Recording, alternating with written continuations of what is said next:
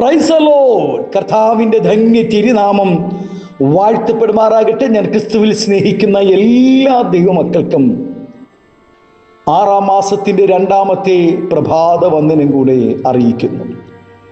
ലോകമെമ്പാടുമായിരുന്നു കൊണ്ട് ഈ പ്രഭാതവും ഈ വചന സന്ദേശം ശ്രവിക്കുന്ന എല്ലാ ദൈവദാസന്മാർക്കും ദൈവദാസിമാർക്കും വാത്സല്യ കുഞ്ഞുങ്ങൾക്കും എൻ്റെ ഹൃദയത്തിൻ്റെ ആഴമേറിയ സ്നേഹത്തെയും വന്ദനത്തെയും നന്ദിയും ഒപ്പം പ്രാർത്ഥനയും അറിയിക്കുന്നു. പ്രാർത്ഥനയോടുകൂടെ ഈ പ്രഭാതവും വചന സന്ദേശത്തിലേക്ക് നമുക്ക് പ്രവേശിക്കാം. 83-ാം സങ്കീർത്തനക്കാരൻ പാടുന്നു: ദൈവമേ മിണ്ടാതിരിക്കരുതേ, ദൈവമേ മൗനമായും സ്വസ്ഥമായും ഇരിക്കരുതേ. ലോകജാതികളുടെ ദൈവം മനുഷ്യരുടെ കൈവേലയാകയാൽ അവയ്ക്ക് സംസാരിക്കാൻ കഴിയുകയില്ല. മനുഷ്യരുടെ പ്രവർത്തനങ്ങൾക്ക് മറുപടി കൊടുക്കുവാനോ കഴിയുകയില്ല. അവരുടെ വിഗ്രഹങ്ങൾ, അവരുടെ ദൈവം വിഗ്രഹങ്ങളും പൊന്നും വെള്ളിയുമാകുന്നു. എന്നാൽ ജീവനുള്ള ഏക സത്യദൈവം മനുഷ്യരോട് സംസാരിക്കുന്നവനാണ്. അനവധി സന്ദർഭങ്ങളിൽ ദൈവം അവരോട് സംസാരിച്ചിട്ടുണ്ട്. ഇന്നും ദൈവം അനേകരോട് നേരിട്ട് സംസാരിച്ചു കൊണ്ടിരിക്കുന്നു. എന്നാൽ വളരെ പ്രാർത്ഥിച്ചിട്ടും നിലവിളിച്ചിട്ടും മറുപടി ലഭിക്കാത്ത അനവധി സംഭവങ്ങൾ ഇസ്രായേലിലും മറ്റു അനേകർക്കും ഉണ്ടായിട്ടുണ്ട്. ഇന്നും അങ്ങനെയുള്ള അനുഭവങ്ങൾ പലർക്കും ഉണ്ടായിക്കൊണ്ടിരിക്കുകയും ചെയ്യുന്നു. എന്താണ് ഇതിന് കാരണം? എന്തുകൊണ്ടാണ് അങ്ങനെ സംഭവിക്കുന്നു? ഒന്ന്, ജീവനുള്ള ദൈവം ആരാണെന്ന് അറിഞ്ഞിട്ടും അന്യ ദൈവങ്ങളുടെ പിന്നാലെ പോവുകയും അവയെ ഹൃദയത്തിൽ സ്മരിക്കുകയും ചെയ്തുകൊണ്ട്, അന്യ ദൈവങ്ങളെ സ്മരിച്ചുകൊണ്ട് ഹൃദയത്തിൽ സ്മരിച്ചുകൊണ്ടിരുന്നിട്ട് ദൈവത്തോട് പ്രാർത്ഥിക്കും. ഹൃദയത്തിലെ ചിന്തയും വിചാരങ്ങളും അന്യ ദൈവങ്ങളും ലോകവും ലോക മനുഷ്യരും ഒക്കെയാണെങ്കിലും പ്രാർത്ഥന ജീവനുള്ള ദൈവത്തോടും. എന്നാൽ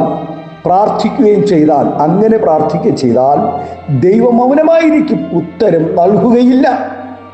2, പാപജീവിതത്തിൽ ഇരിക്കുകയും അവയ്ക്കായി പാപത്തിന് പരിഹാരം വരുത്താതെയും ആ ദൈവത്തോട് പ്രാർത്ഥിച്ചാൽ ദൈവം മൗനമായും സ്വസ്ഥമായിരിക്കും, ഉത്തരം ലഭിക്കുകയുമില്ല. നമ്മുടെ പാപങ്ങളെ ഏറ്റുപറഞ്ഞ് ദൈവസ്ഥനിൽ പാപമോചനത്തിന് വേണ്ടി അനുതാപത്തോടെ ദൈവസ്ഥനിൽ കരയുമ്പോഴാണ് ദൈവം നമ്മുടെ പാപങ്ങളെ ക്ഷമിച്ച് നമ്മെ വീണ്ടെടുക്കുന്നത്. ദൈവവചനം അനുസരിക്കുവാൻ മനസ്സില്ലാതെ ഇരിക്കുകയും ജീവിത നിലകളിൽ ദൈവം പല സന്ദർഭങ്ങളിൽ സംസാരിച്ചിട്ടും അത് കൈക്കൊള്ളാൻ മനസ്സില്ലാതെ തങ്ങൾക്ക് തോന്നിയ പോലെയും കഠിന ഹൃദയത്തോടും കൂടെ ജീവിക്കുന്നവർ കഷ്ടത വരുമ്പോൾ നിലവിളിച്ചാലും ദൈവം മൗനമായിരിക്കും. പ്രാർത്ഥന കേൾക്കുകയില്ല, പ്രാർത്ഥനയ്ക്ക് മറുപടി ലഭിക്കുകയുമില്ല. അപേക്ഷ നിരസിക്കുകയും സാധുക്കളായ ദൈവമക്കളുടെ ദൈവദാസന്മാരുടെ നിരാലംബരുടെ അപേക്ഷ നിരസിക്കുകയും അവസരങ്ങളും സൗകര്യങ്ങളും സമ്പത്തും ഉണ്ടായിട്ടും അവരെ സഹായിക്കാതെ ഇരിക്കുന്നവർ ധാരാളം പേരുണ്ട്. അങ്ങനെയുള്ളവർ അവരുടെ കഷ്ടത വരുമ്പോൾ, അവർ മനുഷ്യനല്ലേ, ഏത് നിമിഷവും ആർക്കും കഷ്ടതയുണ്ടാകും. സ്തോത്രം. പൊന്നും സൂചി ഉള്ളവന് പോലും ചിലപ്പോൾ ഇരുമ്പ് സൂചിക്ക് ആവശ്യം ഉണ്ടാകും. ആവശ്യമില്ലാത്ത അല്ലെങ്കിൽ മറ്റൊരു ആളുടെ സഹായം ഇല്ലാതെ ആർക്കും ഈ ഭൂമിയിൽ ജീവിക്കുവാൻ കഴിയത്തില്ല. അപ്പോൾ അങ്ങനെയുള്ളവർ മറ്റുള്ളവരുടെ സാധുക്കളായ ദൈവദാസന്മാരുടെ അപേക്ഷകളും യാചനകളും നിരസിച്ച് കളയുന്നവർ, അങ്ങനെയുള്ളവർ അവരുടെ കഷ്ടത വരുമ്പോൾ ദൈവത്തോട് പ്രാർത്ഥിച്ചാൽ ദൈവം മൗനമായിരിക്കും. എളിയവൻ്റെ നിലവിളിക്ക് ചെവി പൊത്തി കളയുന്നവൻ തൻ്റെ കഷ്ടതയിലും നിലവിളിച്ചാൽ ദൈവം ഉത്തരമരുളുകയില്ല, ദൈവം മൗനമായിരിക്കും. ലോക ജാതികൾക്കുള്ള സ്തോത്രം, ജാതികൾക്കുള്ളതുപോലെ നിങ്ങൾക്കും ഒരു രാജാവിനെ വേണമെന്ന് പറഞ്ഞ് ആഗ്രഹിച്ചിരുന്നെന്നും ദൈവം മാത്രമായിരിക്കണം അവരുടെ രാജാവെന്നും ദൈവം ഇസ്രായേലിനോട് പറഞ്ഞിരുന്നു, ജാതികൾ ആഗ്രഹിക്കുന്നത് പോലെ നിങ്ങൾ രാജാക്കന്മാരെ ആവശ്യപ്പെടരുത്, ഞാനാണ് നിങ്ങളുടെ ദൈവമെന്ന് പറഞ്ഞിട്ട് പോലും ഇസ്രായേൽ ജനം കൂട്ടാക്കിയില്ല. എന്നാൽ അവർ അത് കൂട്ടാക്കാതെ ഒരു രാജാവിനായി നിരന്തരം ദൈവത്തോട് പ്രാർത്ഥിക്കുകയും പല ന്യായാധിപന്മാരോടും അവർക്ക് രാജാവാകുവാൻ നിർബന്ധിക്കുകയും ചെയ്തു. എന്നാൽ ഒരു രാജാവ് ഉണ്ടാകുമ്പോൾ നേരിടുവാൻ പോകുന്ന അനർത്ഥങ്ങളെക്കുറിച്ച് ദൈവം അവരെ അറിയിച്ചു. അവർ തിരഞ്ഞെടുക്കുന്ന രാജാവ് നിമിത്തം കഷ്ടത ഉണ്ടാകുമ്പോൾ പ്രാർത്ഥിച്ചാൽ ദൈവം കേൾക്കുകയില്ല എന്ന് അവരോട് ഒത്തിരി പ്രാവശ്യം അരുളി ചെയ്തു. ദൈവഹിതമല്ലാത്ത പലതും ദൈവത്തോട് നിർബന്ധപൂർവം ചോദിച്ചു വാങ്ങുന്നവർക്ക് ഇതൊരു പാഠമായിരിക്കണം, ഇതൊരു മുന്നറിയിപ്പായിരിക്കണം. ദൈവഹിതത്തിനല്ലാതെ നമ്മുടെ ജീവിതത്തിൽ ഒന്നും ആമേശ്വരം പ്രാർത്ഥിക്കുവാൻ ഇടവരരുത്.